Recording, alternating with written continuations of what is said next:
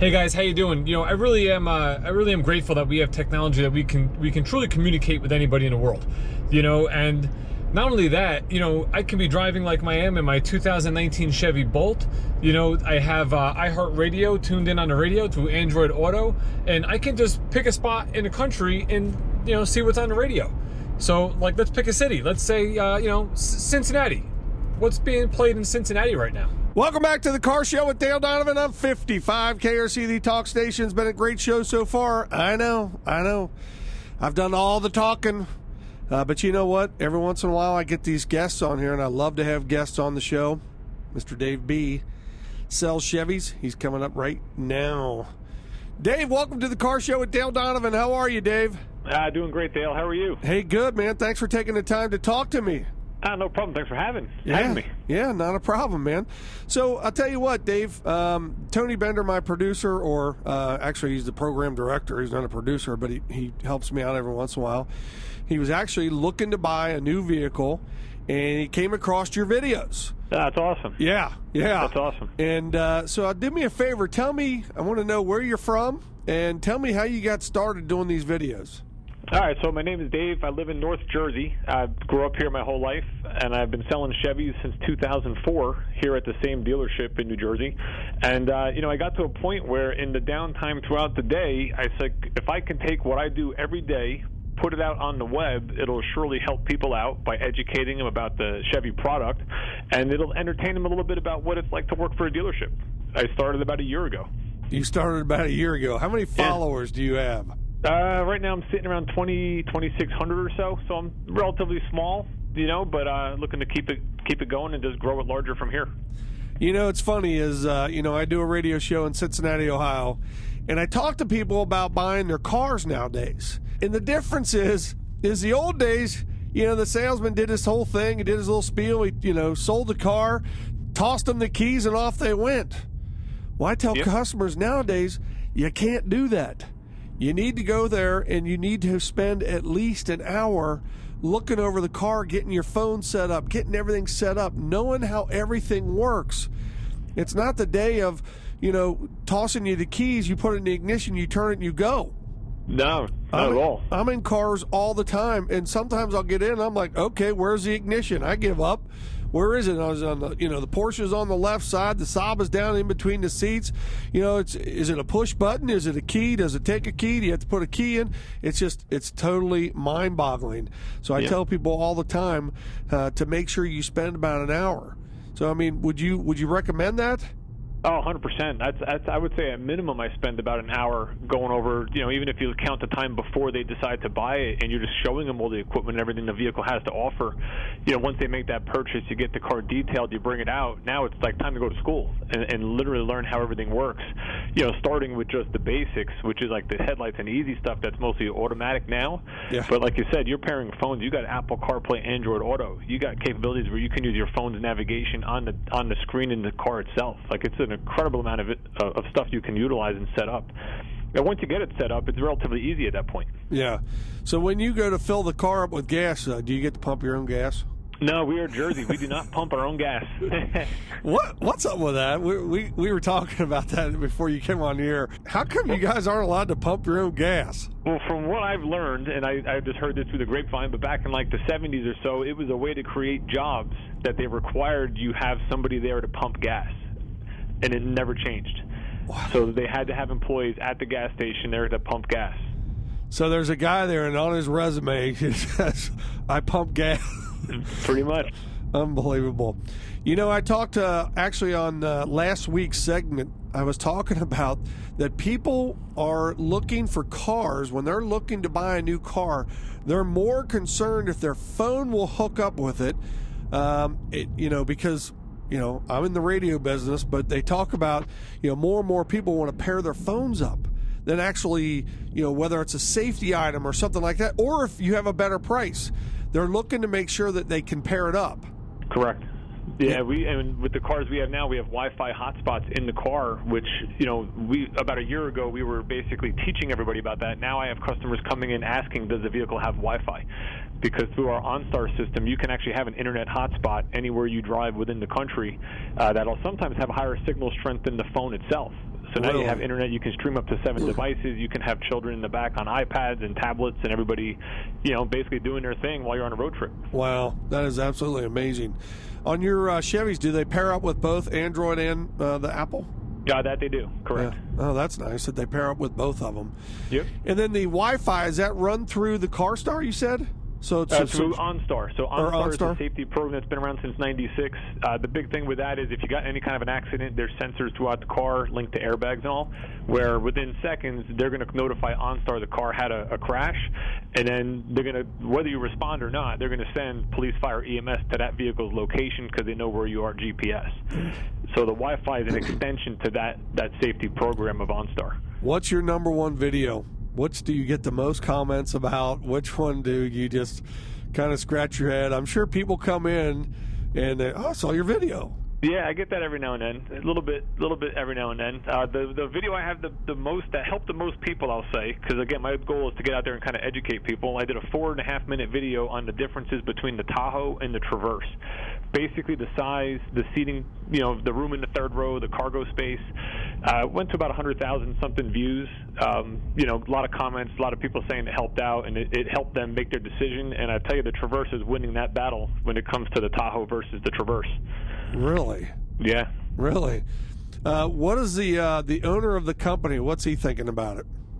As far as the videos and all. Yeah, you're doing your videos. They're liking it, and they're actually, it's funny because not many dealerships actually do this sort of thing. I kind of started on my own just for the fun of doing it on my own, and now we actually have a dedicated guy doing digital marketing, and I'm working with him to create videos and do different things for the dealership as well.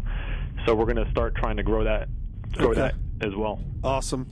So what's your feeling about the electric cars? What do you think? Absolutely love them. So my wife and I, this is actually good question. My wife and I both drive Chevy Volts. That's the Volt with a V, like Victor. And they discontinued the car, so it's no longer going to be built. But that car does 55 miles on electric, and then it has a gas engine that you can just keep putting gas in and drive wherever you want. So I drive about 30 miles a day. I haven't been to a gas station probably about a month and a half, with that car. But with that car, you have no range anxiety. So next week, my wife is actually going into a Bolt. That's the Bolt with a B, and that's a 238-mile range, electric only. So we're gonna have an experience with that and kind of see how that fits in with the family. Always having a gas car on the side as well for those longer trips. But they're fantastic. They ride great. The torque is instant. They have power. They're super quiet. They're clean. It's definitely the future. Yeah. So another thing is I won't play it for you, but. I do a lot of research talking about new cars and stuff like that, and a lot of the electric vehicles, they're so quiet, right? So I know Nissan is working on one that will make noise as it gets closer to a pedestrian. It'll start making a noise, and it actually sounds like you're at a movie theater. It's pretty wild. That's pretty cool. Yeah, so I mean, who drives? Is your wife going to drive the car or you? She's going to drive it primarily, and I still will drive the Volt that we'll have. Yeah. So for the most part, she'll drive. Now she only drives about 20 miles a day, so really she can drive that car for a week without having to actually charge it. Yeah. Wow. A week without charging it. So the funny thing is are you going to have to put electric in your house then? So this you can plug into an outlet. It takes a while to charge. You can get 4 miles for every hour that it's plugged into a regular 110. If you get a level 2, a 240-volt charger, you will get 25 miles for every hour it's plugged in. We actually live in a community. The community has free chargers for EV cars, so we can actually plug in right in our community with no fee. Wow, that's so we're awesome. lucky with that, and I can charge here at work. So actually, kind of get it on both sides. Oh yeah, nice. So I've actually had a chance to drive the Chevy Volt. I was very impressed with the vehicle. I'm a huge, I hate to say it, but one of my big sponsors was a Toyota dealership. Huge Toyota guy, huge Prius guy. I mean, I think the Prius does a great job, and I'm not here to badmouth, but the Chevy Volt, I was very impressed with it. Very, very impressed with it. And I know if you drive so long on electric, that every once in a while it'll automatically kick on the gas engine. Is that correct? That's correct. In the Volt, yes, it will. Yeah, in the Volt, and it'll switch over to the gas because it wants the engine running. It wants to get rid of that gas. It doesn't want it sitting in there and get stagnant. So, I was also told you did the video on the new Corvette. The newest? Did you I do did the a video on a new Corvette. Yeah, I did 2 or 3 of them when we had it here in our location, and I actually went down. I'm only 2 hours from the #1 Corvette store in the country, so when they got it down there first, I made sure I got down there to kind of see it and take some video of that. Beautiful car, unbelievable. Is it the mid-engine you're talking about? Correct. Yeah. We just had it here in Cincinnati, and actually I'm in the automotive repair tire business. That's how I got into this radio business. I actually worked on cars for many, many years. I don't work on them, but I'm still tied to them every single day. So as I'm driving home, I'm like, oh, I got to go see that new Corvette. Yeah. And it's an amazing. It was almost like a show. They had over 500 people there that day. Yeah. I've never seen so many Corvettes in all my life because every Corvette driver wanted to see that thing. Yeah. It was absolutely amazing. If I recall, I think it only had, I was kind of saying only 495 horsepower. Is that correct? No, so yes, correct. That one is 495 horsepower mid-engine. And actually, it's funny because of all the Corvettes that are out there, the only one that it will not that it's slower than is the current ZR1, which is 750 horsepower. Yeah. So actually, a friend of mine just bought the ZR1. Really? Yeah, he just sold his company, and that was his first purchase. And it was so funny because I played golf with him, and he drove it to the golf course. He's got the top off and everything else. I'm like, hey, did you see the weather? Did you see the weather report? It's going to rain. Might want to put that on. So, but yeah, it's absolutely amazing. I mean, that thing is fast. Yeah. It's absolutely stupid crazy. So that's great. So I know you're going to keep doing these videos. We're going to keep watching. What's your next video you're going to do? Actually, I'm working on some videos because I am actually going to be buying this Chevy Volt. So I'm going to put a video together. I already got some footage of basically taking delivery and what that vehicle will be all about and why I chose it. Yeah, and then also the rear camera. You know, Mm-hmm. I was talking to Tony, and I'm like, the only way that thing's going to work, because I saw the commercial for it was, you could see the guy standing behind it. I said, there has to be another camera that they do. Is that how it's done? So the camera systems, like in that Silverado, you have accessory cameras you can add. So you can put one inside your trailer, you can put it on the back of the trailer, and in different locations. So what it's doing is it's actually taking that image from behind the trailer and overlaying it on what looks like a little trailer on your screen. So it looks like you're looking through it, right to everything behind you. So you can literally see through and behind your trailer. I haven't seen it in person yet, but I've just watched videos and seen it on on Chevy's site and all that. It's pretty impressive. And it's wireless? They're all the cameras? It's a wireless camera, correct. Wireless camera. So it has to run off of a hotspot there then, doesn't it? That's a good question. I don't know if it's that or if it's Bluetooth or... Yeah, maybe it is Bluetooth. I guess it could be. So do you... I got to ask you another question. Do you guys have to go okay, well, we're bringing in the new Chevy Bolt. Everybody's got to go to a class on this. Is that how they do it? Or... it's so funny. I'll tell you a true story. I went to a dealership here in Cincinnati, and I was looking at that new Chevy truck, and I love the tailgate, and the salesman couldn't get the tail. He didn't know how it worked. Oh, wow. Yeah, I'm like, I saw where the guy could step on it. How you do that? He goes, I don't know. He didn't know how to do it. Definitely a lot to learn. You got to make sure you stay on top of things. They do have what they call ride and drive events and stuff like that for some of their main vehicles like the Silverado. They're actually going to have one for the Corvette. Now, they only send 2 people from each store, but it's out in Nevada. I think it's called Spring Mountain at the track, and I'm hoping they send me because that means you're out there for 2 days and you're driving on a racetrack in a brand new C8 Corvette. No. So we'll see who they send over from our store. But so basically, you guys go in and do it by just looking at it, trial and error, trying to read about it. Is that how you do it? That's pretty much how we do it, yeah. And we do have a trainer that comes from store to store, so he'll come in, maybe once, twice a month and just go over things and answer questions and kind of have a little itinerary.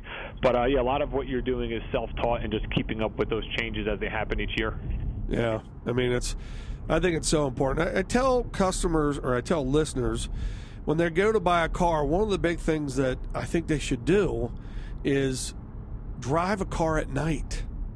Mm-hmm. I mean, I don't know how you feel about that, and if you guys let people drive it for 24 hours. I just think it's huge to drive it at night. Because, I bought a car one time and I go to turn the lights on. I'm like, well, how do you put there's no light switch on the windows. I can't put the window down. I couldn't find the switch. It wasn't lit up, or something in your steering wheel wasn't lit up. What lights up, what doesn't light up. So you get to know it.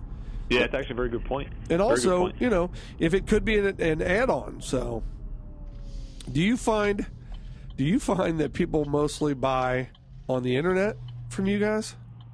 We do a lot of our business through the internet. We have actually a dedicated BDC department, business development office, that will handle all inbound traffic as far as internet leads and stuff like that. And this store's been here. Now, we've changed ownership about 2 years ago, but the store's been here for 50-something years, and they have a huge repeat business. We have a huge customer base that just keeps coming back. I would say I sell probably maybe 8 or 9 cars a month that are all previous customers of mine since I've been here for 15 years. So that just keeps people. A lot of people around here lease as well. So every 3 years, you're just leasing them a new car. Perfect. Dave, give us what your YouTube is. So my YouTube's super easy. It's Dave B Sells Chevy. Dave B Sells Chevy. Yeah, I appreciate it. If anybody wants to check it out and subscribe, that'd be great. You got it, buddy. Thank you very much, man. It's been a pleasure. I hope you have a great weekend. All right. Dale, you too. Nice talking to you. Take care. Bye bye. Right. You're listening to the Car Show with Dale Donovan on 55 KRC, the talk station. Now that's what I'm talking about, man. That was some good listening. I hope you enjoyed it. I know I did.